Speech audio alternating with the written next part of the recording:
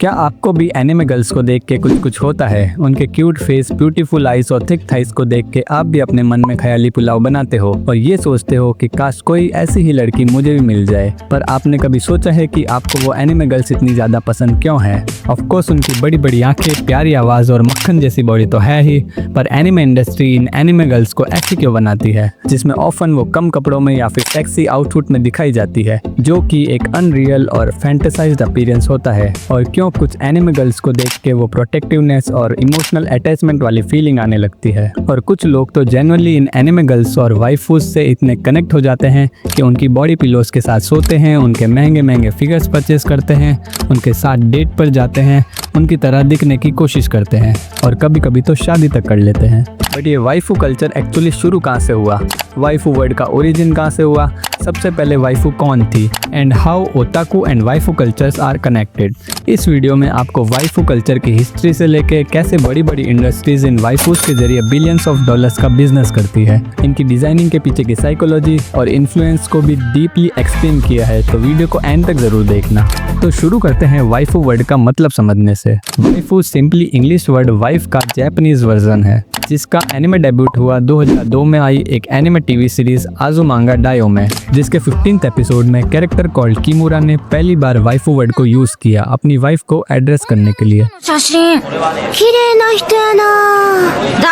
My wife, जो उस anime में कॉमेडी के एस्पेक्ट से रखा गया था, लेकिन इसके बाद माई वाइफू फ्रेज काफ़ी ज़्यादा पॉपुलर हो गया ऑनलाइन एनिमे कम्युनिटीज़ और फॉरम्स में, जहां पर लोग इसको मीम्स की तरह यूज़ करने लगे, स्पेशली 4chan/a एनिमे फॉरम पर। और 2007 के अराउंड वाइफू वर्ड डिक्शनरी में भी ऐड कर दिया गया और एनिमे फैंस के अपने फेवरेट फीमेल कैरेक्टर्स को वाइफू बोलने का ट्रेंड भी यहीं से शुरू हुआ। नाउ ये तो था वाइफू वर्ड का ओरिजिन और कैसे ये एक ट्रेंड बना, लेकिन एनिमे गर्ल्स का इन्फ्लुएंस और पॉपुलैरिटी इससे कहीं ज्यादा पहले से थी। तो ईयर 1981 में एक उरुसे यात्सुरा नाम का एनिमे रिलीज हुआ था, जिसकी एक alien anime character called lump first anime waifu मानी जाती है। इस एनिमे का अगेन 2022 में एक रीमेक भी बना था, जिसकी स्टोरी रिवॉल्व करती है आतारू नाम के एक रेगुलर हाई स्कूलर के अराउंड। इस एनिमे में एक एलियन रेस अर्थ पर अटैक करती है और इस मेन कैरेक्टर आतारू को चूज किया जाता है एज अ वर्ल्ड चैंपियन, जो पूरी धरती को बचाएगा अगर उसने एक tag game against aliens champion जीत लिया। आई नो मैं इसको काफी गंदे तरीके से प्रेजेंट कर रहा हूँ, बट ओवरऑल कुछ ऐसा ही था। एनीवेज, सो इस टैग गेम में आतारू का ओपोनेंट ऑफ कोर्स लम होती है। तो आतारू ये गेम लम की बिकनी चुराकर जीत जाता है और अपनी ह्यूमन क्रश को प्रपोज करता है, बट एक्सीडेंटली लम को लगता है कि आतारू उसको प्रपोज कर रहा है और वो उससे इम्प्रेस हो जाती है और उसके साथ रहने के लिए उसके पीछे पड़ जाती है, जबकि अपना मेन कैरेक्टर एक नॉर्मल लाइफ जीना चाहता है। तो अब आपको कॉन्टेक्स्ट समझ आ गया होगा कि एक्चुअली लम के कैरेक्टर को कैसे डिजाइन किया गया है। अनलाइक रेगुलर गर्ल्स, लम की डिजाइन काफी ज्यादा क्यूट और वाइब्रेंट है, जिसकी पर्सनालिटी तो एजर्टिव और फोर्सफुल है, बट फिर भी वो एक नॉर्मल रेगुलर गाय के टुवर्ड अट्रैक्शन और अफेक्शन शो करती है, जो रियल लाइफ में देखने को नहीं मिलता। और ये बात भी हम 1981 के टाइम की कर रहे हैं, तो जब उस टाइम पर ये सारी चीज़ें इतनी नॉर्मल नहीं थी, तब लम जैसा कैरेक्टर जिसका बिकनी लुक और क्यूट पर्सनैलिटी फैंस को काफ़ी ज़्यादा पसंद आने लगी और लम हर ओताकू फैंस की ड्रीम गर्ल बन गई। सो जैसे शोनन जॉनरे वाले एनिमे जो यंग मेल ऑडियंस के लिए बनाए जाते हैं, जिसमें मेन लीड में लड़के होते हैं, वैसे ही शोजो जॉनरे वाले एनिमे यंग गर्ल्स को टारगेट करके बनाए जाते हैं, जिसमें मेन लीड में लड़कियां होती है। पर इन दोनों के अलावा एक और चीज़ होती है कॉल्ड बिशोजो, जिसकी मेन लीड में लड़कियां तो होती है, बट उनको ज़्यादा कर्वी और क्यूट प्रेजेंट किया जाता है और उनके टारगेट ऑडियंस लड़के होते हैं। तो अर्ली 80s में जब शोनन मांगा ऑडियंस की एक्सपेक्टेशंस और इंटरेस्ट को मैच नहीं कर पा रही थी, तब इन बिशोजो मांगा और कैरेक्टर्स की डिमांड और पॉपुलैरिटी मेल ऑडियंस में काफ़ी ज़्यादा होने लगी। लड़के शोनन मांगास और एनिमेस के अल्टरनेटिव्स को ढूंढ रहे थे, तब बिशोजो ने उनकी नीड को फिल किया। यही बिशोजो मीडिया एक तरह से पहला स्टेप था जहाँ लोग अपने फेवरेट फिक्शनल कैरेक्टर्स के टुवर्ड स्ट्रॉन्ग फीलिंग्स या प्रोटेक्टिवनेस फील करने लगे। क्या आपको पता है कि इस फीलिंग को क्या बोलते हैं? इट्स कॉल्ड मोए। मोए बेसिकली एक अफेक्शन वाली फीलिंग है, एक ऐसी प्रोटेक्टिवनेस जो आपको किसी फिक्शनल कैरेक्टर के टोवर्ड फील होती है। ना अगर आप किसी फिक्शनल कैरेक्टर को देख के कुछ फील कर रहे हैं तो आपको पता है कि आप क्या फील कर रहे हैं। और इन बिशोजो इन्फ्लुएंस ऑडियंस और इंथुजियास्ट को ही सबसे पहले ओताकू कहा गया था और यहीं से शुरू हुआ दी ओताकू कल्चर। बिशोजो ने एक मेजर रोल प्ले किया इस मोए फीलिंग को फैंस में जगाने के लिए, लेकिन मिड 90s में एक ऐसा एनिमे शुरू हुआ जिसने इस मोए फीलिंग्स का बूम ला दिया। 1995 में एक एनिमे आया जिसका नाम है नियॉन जेनेसिस एवेंजेलियन। जब ये एनिमे एयर होना शुरू हुआ तब इसकी दो मेन फीमेल कैरेक्टर्स रे और आसुका फैंस में काफ़ी ज़्यादा पॉपुलर हुई, क्योंकि इन दोनों की पर्सनैलिटी को बिशोजो के दो मेजर ट्रेट्स के साथ डिज़ाइन किया गया था। फर्स्टली रे की पर्सनैलिटी कोल्ड और इनोसेंट टाइप की थी, जिसको देख के वो मोए या प्रोटेक्टिवनेस वाली फीलिंग आती थी, और आसुका की पर्सनैलिटी को वल्नरेबल और हॉट हेडेड बनाया है, जो गुस्से और टफ पर्सनैलिटी के पीछे अपनी ट्रू फीलिंग्स छुपाती है, और इसी ट्रॉप्स को हम सुंडेरे के नाम से भी जानते हैं। इन दोनों कैरेक्टर्स की वजह से ही Evangelion anime one of the greatest anime franchise बनी that worth more than $16 billion today. इस एनिमे का 90s में बहुत बड़ा हाथ था एनिमे इंडस्ट्री को रीशेप करने का, बिसाइड दो shonen animes like dragon ball, और इसी से एनिमे मर्चेंडाइज कल्चर का बड़ा एक्सप्लोजन शुरू हुआ। फिगर्स, बॉडी पिलोज, पोस्टर्स सब इवेंजेलियन के कैरेक्टर्स की वजह से एक अलग लेवल तक पॉपुलर हुए। वाइफू कल्चर को मेन स्ट्रीम बनाने में इनका बहुत बड़ा रोल था, लेकिन वाइफूज और मर्चेंडाइज इन्फ्लुएंस के बीच कुछ और भी था जिसने वाइफू कल्चर को एक डिफरेंट परसेप्शन दे दिया, क्योंकि बिशोजो और मोए का इन्फ्लुएंस जब बढ़ रहा था तब एनिमे और मांगा इन ओताकू ऑडियंस को टारगेट करते हुए बनाई जाने लगी।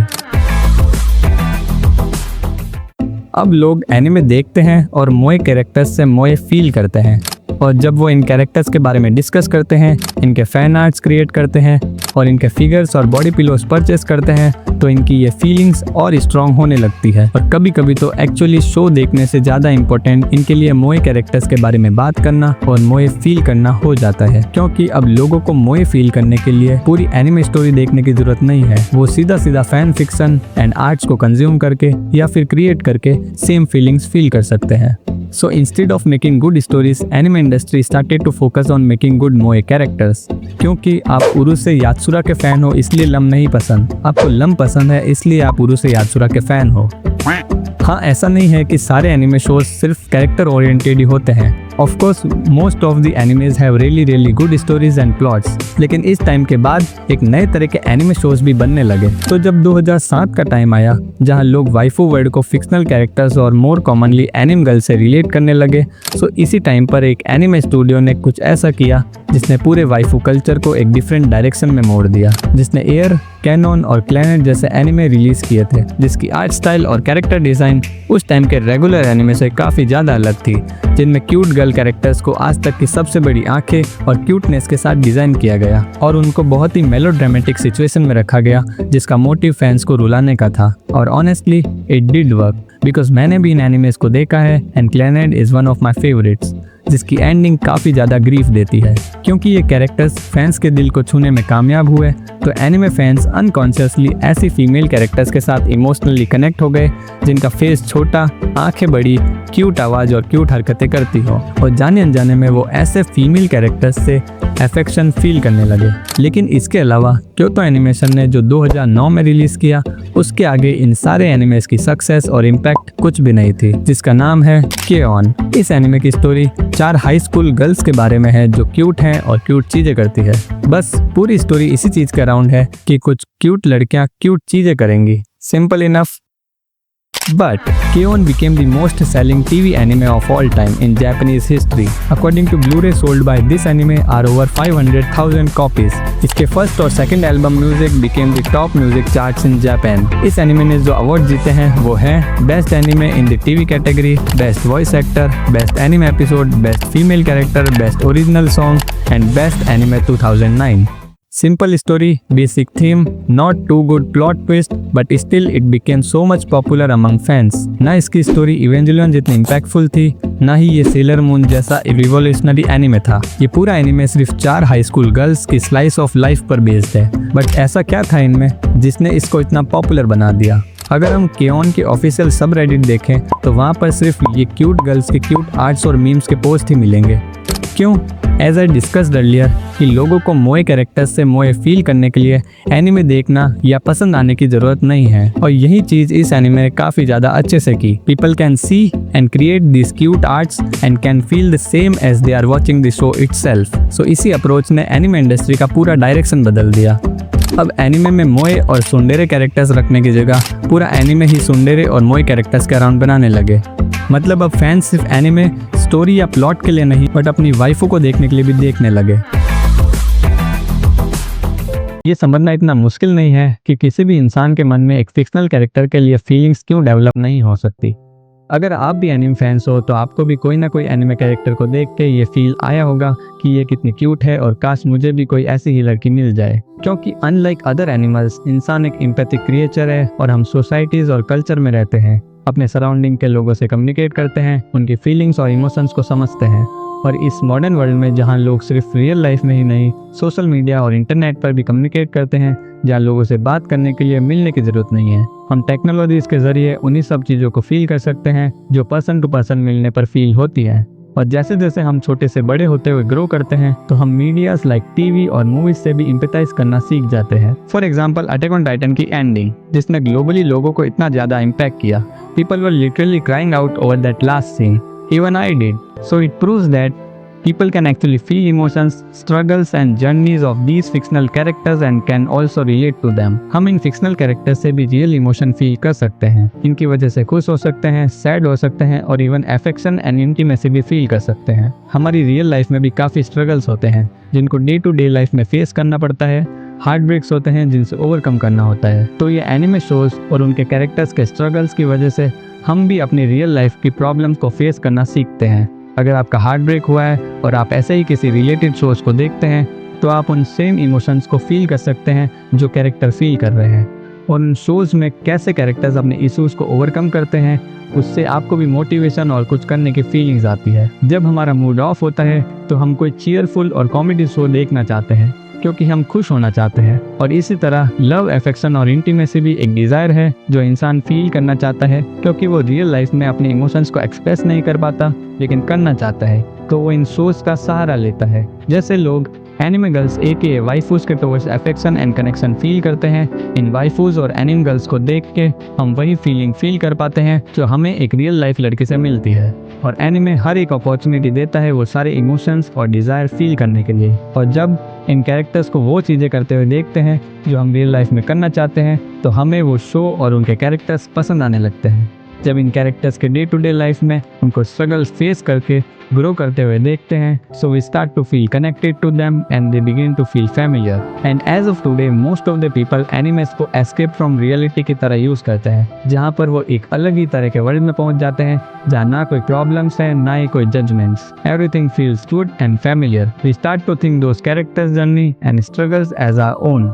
सबकी लाइफ एक जैसी नहीं होती, पर सबको वो बिलोंगिंगनेस और इमोशनल कनेक्शन वाली फीलिंग्स फील करने की इच्छा होती है। क्या फर्क पड़ता है कि एनिमे गर्ल्स फिक्शन हो या अनरियल हो? As long as someone can feel familiarity and belongingness from those characters and can relate to them, it's really fine for them. And in today's modern generation, when everyone are surrounded by people but still are alone inside, so ये anime girls perfectly काम करती है उन सभी feelings और emotions को बाहर निकालने का जो इंसान अपने अंदर छुपा के रखता है, क्योंकि उनको रियल लाइफ में रिजेक्शन, मिसअंडरस्टैंडिंग्स और जजमेंट्स का डर होता है। But in anime there are no judgments, there are no misunderstandings between you and your favourite character. You just feel belongingness and familiarity that isn't real, but that's the only reason you love it. It's not like कि वो लोग real life में relationship में नहीं आते या फिर वो रियल कनेक्शन नहीं बनाते। उनको रियल लाइफ और फैंटेसीज का डिफरेंस पता है, बट जैसे एक मूवी के कैरेक्टर को मरते हुए देख के सैड और इमोशनल फील होता है जबकि हमको पता है कि वो रियल नहीं है, वैसे ही लोग वाइफूज को स्पेशली इसीलिए पसंद करते हैं क्योंकि वो बस एक फैंटेसी है। और किसी की फैंटेसी रखने का मतलब फिजिकली रखना नहीं होता। So that was the answer from my opinion. अगर आपको वीडियो पसंद आया हो तो लाइक करें और ऐसे ही इंटरेस्टिंग टॉपिक्स के लिए चैनल को सब्सक्राइब करें। मैं मिलता हूँ आपको नेक्स्ट वीडियो में। Until then keep finding, keep watching anime.